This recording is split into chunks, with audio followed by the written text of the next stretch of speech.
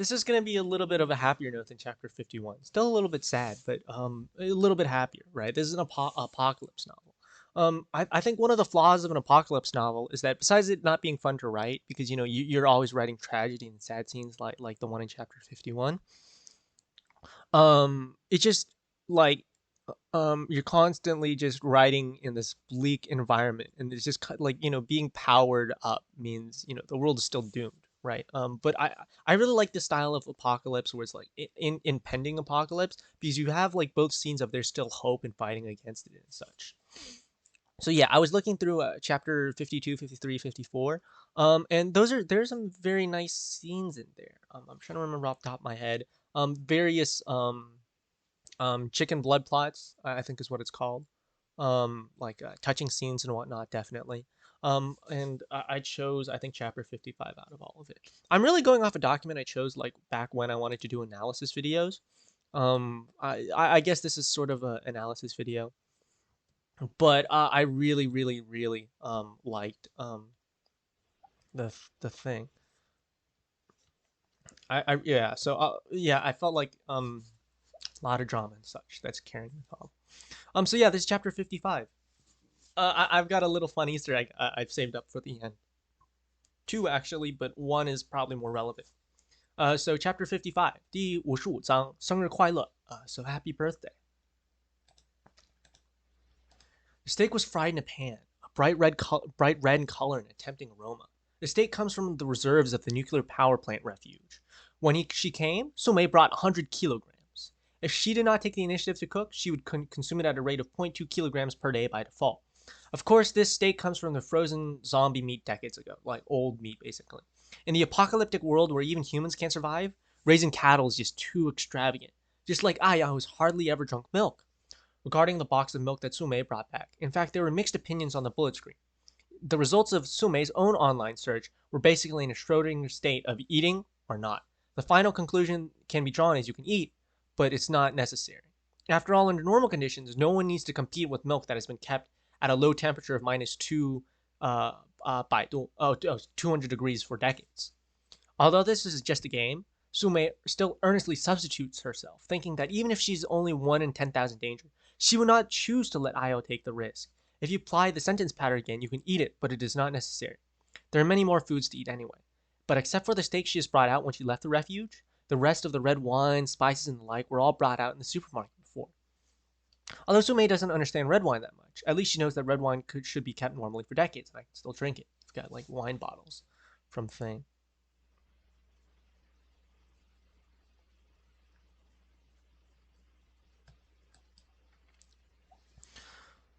What's more, it's been frozen for decades. Rosemary jumps happily on the steak, and the beef emits a more charming smell after being filled with red wine. Although Sume didn't know if the 82-year-old Lafayette is better for cooking steak, it's obviously more expensive. But right now, there's no such concern. The girl brought out the highest priced luxury red wine from the supermarket, hoping that the shelf life of the luxury product can be more reliable than that of the cheap product. When hearing Ayal's voice behind her, Sume asked the character to turn her head and smile. Steak. Time passes. There are no eggs. After all, the hen is already extinct. But the macaroni still exists. Sume took 2 packs of macaroni from the supermarket. She didn't find the black pepper, but she was lucky to find the tomato sauce. Praise preservatives. It's like praising the sun. The macaroni is cooked in boiling water and then placed on a plate with the cut steak. The thawed tomato sauce is poured on, and the aroma and sound burst into a crackling burst. Sume pushed the steak to the other side of the table. Ayal was sitting there. Wearing a small dress, her complexion was pale, but her eyes sparkled with joy. Happy birthday, Sume controlled the character and said quietly. Ta ta ta ta ta ta. Yes. Happy birthday, 生日快乐. Today is Ayal's birthday. 今天是 Ayal 的生日. Whether it's milk, potato chips, teddy bear, or steak, they are all part of Sume's birthday wishes for Lu Yao.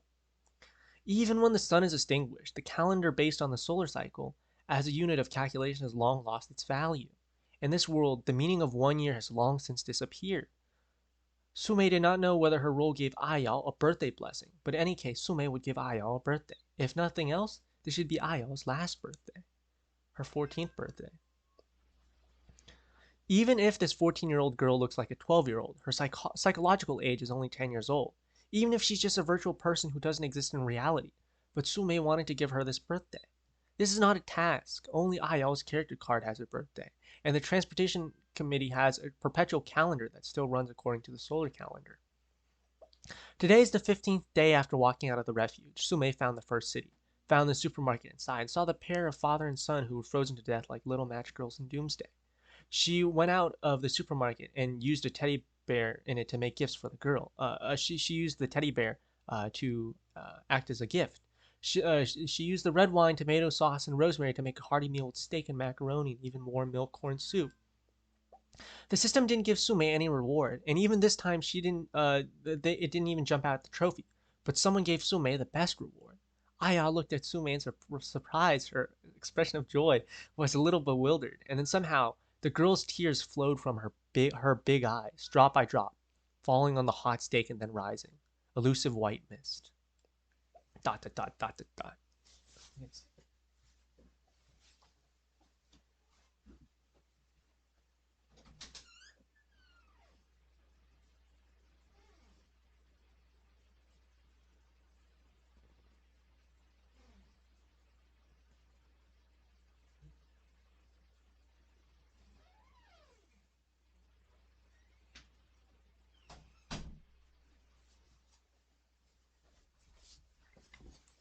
Okay, so we'll continue on.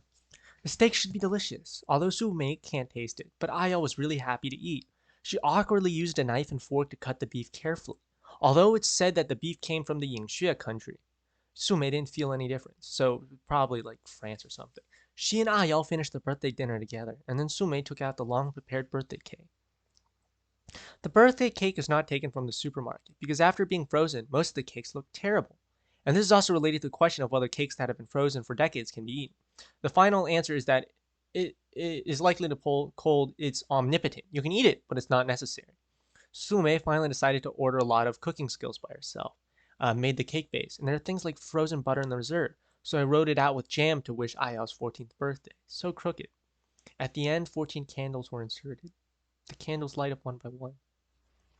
The stars radiate light and warmth. Ayal greedily looked at the radiance of the flames because it's actually related to the fireworks alarm. Open flame were rarely seen in the tracked vehicles. Today, Tsume turned off the fireworks alarm in advance, the fire alarm in advance. If it's really bad luck and be burned to death, Tsume would rather choose to upload to read the save file again. The head can be broken and the blood can flow, but the birthday must be celebrated. You must have a birthday cake for your birthday. The flame is the sun. Sume didn't know if she told Ayao about this, but judging from Ayao's expression, she can declare, "You can make a wish," Sume said softly. "On the birthday, the whole world will hear the wish made." "Really?" Ayao asked softly. Sume controlled her character and nodded. Ayao laughed happily, and Sume immediately added, "But you must blow all the candles after you made your wish." This is what Sume's mother told her when she was a child, and now Sume sends these words to Ayao again. Ayao nodded heavily, then closed her eyes and squeezed her hands, making a wish in a low voice. Then the girl opened her eyes and blew out all the candles in front of her. Sume happily clapped her hands to show encouragement. Then Sume couldn't help being a little curious. Yes, even if the other party is a fictional character, Sume is still very curious. "Can you tell me your wish?" Sume asked. "Isn't it impossible to say the wish?" Ayao said, gently turning her head. Then Ayao thought for a while. "Although I can't say it, I can give a hint. This is a wish about the sun." And that's how the chapter ends. And we have an author's note. Because I like this chapter very much, so I expanded it to a whole complete chapter. And then we'll get into some of the author's preferences. Why do I eat steak on my birthday? It's because Chinese food is only suitable for longevity noodles. Mian. It's a very famous tradition. Noodles, bamboo, generally egg in some sort. Um, and then the noodles generally symbolize long life, right? You want your life to be as long as a piece of noodle, and it's just one tradition among many. Very significant in Chinese culture. Well, not that significant, but it's pretty famous. You always eat noodles on your birthday to wish someone long life. So you ever thought about it? If you cook a separate dish to celebrate your birthday, the effect of steak is better than longevity noodles. Please don't ask me why I don't make lion's head. Shirzitol, so that's a type of meatball. I don't make mullet cakes or braised pork because there's only one dish here. And it's a pity I didn't put this chapter on the birthday of the old day sauce, but I haven't completed the plot at the time, so there is no if. And finally, I wish Lu Yao happy birthday. Lu Yao's birthday is March 3rd, the Gregorian calendar Pisces. As you can see, there's 83 readers that wished them happy birthday. Even trying to see here, a lot of these are 2019 comments. Unfortunately, there's not a lot of 2020, 2021 comments, but that's pretty cool. And so yeah, there's a couple things to add. Um, I think it's really, some people find it foolish to treat in-game NPCs like real people, right? A couple novels and plots have been revolved around that. I think Marina wrote one called Mood, Bitter. And then there's a couple more where the NPCs are realistic, or they're kind of like real people, or not AI. And then there are the two Easter eggs I wanted to mention was it reminded me of the tale of SCP. I think most people SCP has become a little bit more mainstream now, with a lot of people taking an interest, whether it be YouTube or whatnot. But SCP has been around for a very long time. Yeah. Um, but I think most people have hit SCP before and know Peanut. So it's pretty famous. Yeah, 173 is the first one made back in like I think 2008 or something.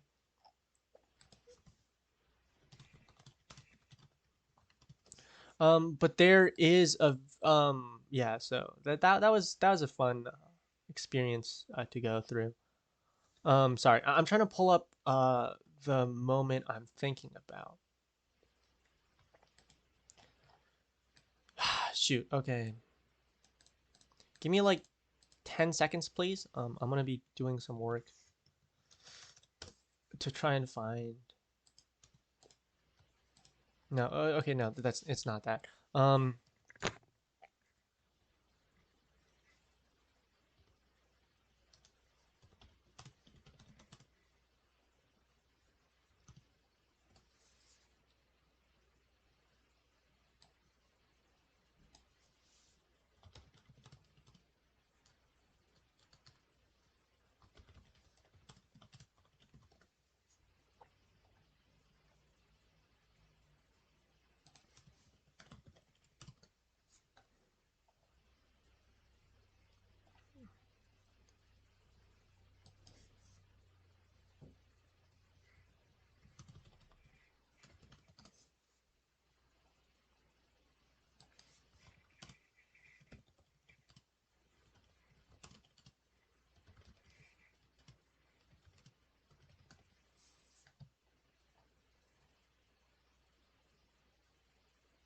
Oh, SCP 5000. Yes, yes, yes.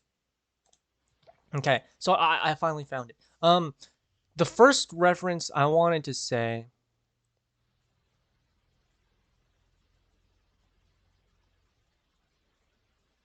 yes. The first one I wanted to say is SCP 5000. That's such a beautiful one. By Tan Honey. Definitely shout out to him. Um, yeah. So I'm reading a Reddit post on that. So that's pretty cool.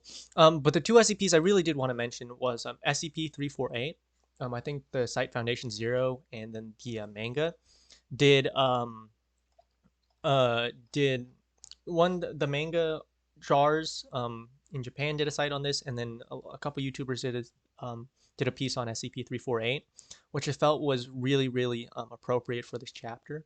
And then also for some of the other chapters, I think SCP-44999 is a very famous one. If you want to know what those are, do go check those out. I recommend this Site Foundation Zero's the manga comics 4999 and SCP 348 does a really good job, and I think SCP 348 is just the most appropriate because I think everyone knows that mom's chicken soup and stuff like that, like a mother's love is pretty prevalent, but I think those ones show a little bit more of the father side, which is really nice.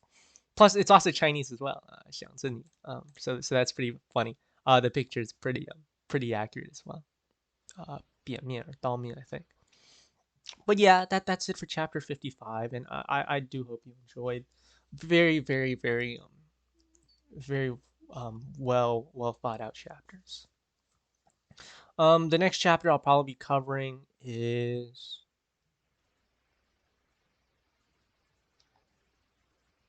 really wow. Okay, so chapter 55 to 73 are mostly gameplay.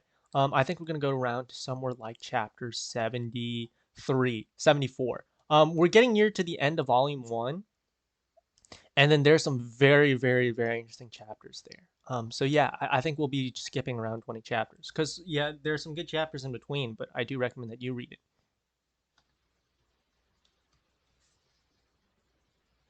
Okay, well, hope you guys enjoyed.